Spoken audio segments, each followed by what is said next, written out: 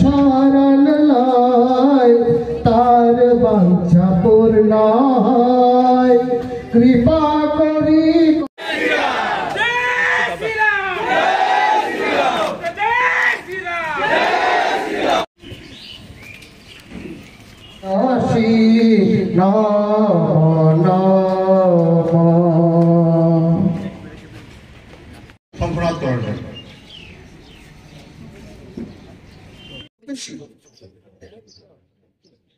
দেখুন, আমাদের মধ্যে একটা টেন্ডেন্সি হয়ে গেছে যেগুলো জিনিস বিদেশি হলেই যেন ভালো, অথচ আজকে ভারত এত বেশি উন্নতি করেছে, প্রতিটি জিনিস আমাদের দেশে প্রতিটি জিনিস তৈরি হচ্ছে এবং বিশ্বমানের তৈরি হচ্ছে।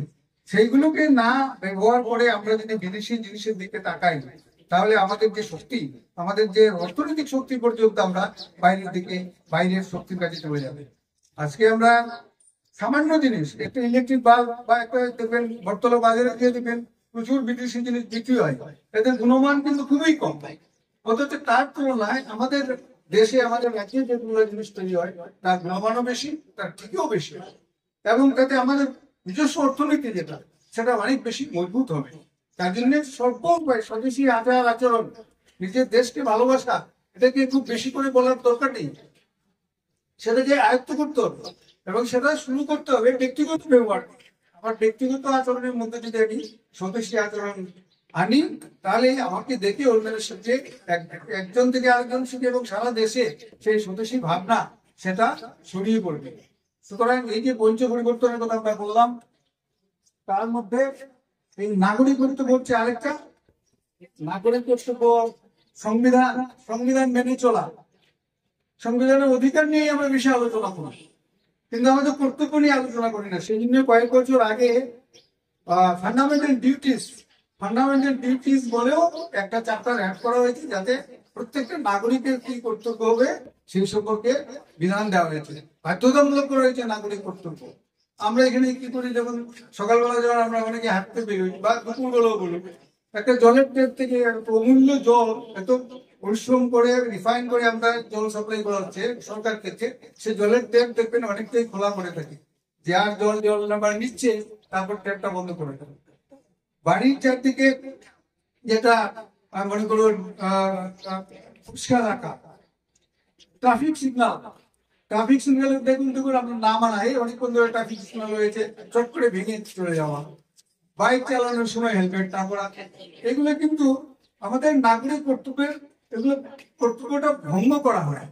এই যে কতগুলো প্রতি ছোট ছোট জিনিস নাগরিকদের শেখা উচিত, সেগুলো আমরা যদি আয়ত্ত করতে পারি, তাহলে এই যে নাগরিক কর্তব্য বলা হয়েছে সেটা আমাদের দেশকে আরো এগিয়ে নিয়ে যেতে পারবে। প্রত্যেকটা নাগরিক যদি তার কর্তব্য সম্পর্কে সচেতন হয়, সুতরাং আমি বলবো আজকে যে পঞ্চ পরিবর্তন যাত্রার যে বার্তা বজরং দল নিয়ে যাবে, সেই বার্তা শুধু রাজ্যের মধ্যে নয়, সারা দেশেও যাবে, গ্রাম থেকে শহর, শহর থেকে শহরের বাইরে চলবে।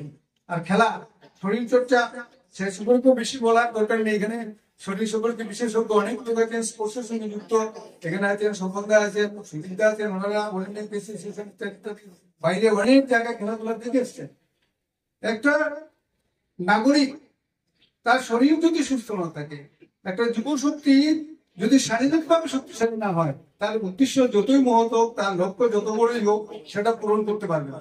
সেজন্য স্বামী বিবেকানন্দ একসময় বলেছিলেন যে মন্দিরের পূজা বন্ধ করে বরঞ্চ ফুটবল খেলো। এটা দুটো অর্থে নিতে হবে। মন্দিরের পুজো বন্ধ করার কথা বলেননি, উনি বলেছিলেন ফুটবল খেলাটা শুধু শারীরিক শক্তি অর্জন করার জন্য, শারীরিক ভাবে সক্ষম আমাদের সবাইকে হতে হবে। এই যে যুবশক্তি, সেই যুবশক্তি যদি শারীরিক ভাবে সক্ষম হয়, তাহলেই তারা দেশকে এগিয়ে নিয়ে যেতে পারবে। আপনাদের অবগতির জন্য আপনারা জানেন যে সারা পৃথিবীর মধ্যে সবচেয়ে বেশি যুবশক্তি কিন্তু আমাদের দেশে। 40 কোটি যুবক, 40 কোটি যুবক যুবতী আমাদের দেশে আছে। তারা পারে না দেশকে এগিয়ে নেওয়ার জন্য, পারে না এমন কোনো কাজ নেই যাতে তারা যে কাজটা তারা করতে পারে। সুতরাং সেটা করতে হলেও শারীরিক ভাবে সক্ষম হতে হবে, এবং শারীরিক ভাবে সক্ষম হওয়ার একটা রাস্তা হচ্ছে খেলাধুলা। আজকে এখান থেকে কবাডি খেলা শুরু হবে, খুব ভালো কথা যে কবাডি একটা স্বদেশী খেলা।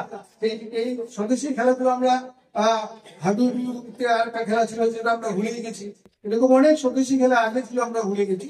সেই স্বদেশী খেলাগুলোকে আবার সামনে আনার যে চেষ্টা বিশ্ব হিন্দু পরিষদ এবং বজরং দল করছে আজকের এই জাগরণ যাত্রার মাধ্যমে, সেটা সফল হবে যদি আমরা তাতে সবাই যোগদান করি। আজকের উপস্থিতি খুব একটা বেশি নয়, আমি আশা করবো এমন ধরনের যে যত সব আরো বেশি করে এই ধরনের জাগরণ যাত্রা এলাকায় এলাকায় সংগঠিত করা হবে।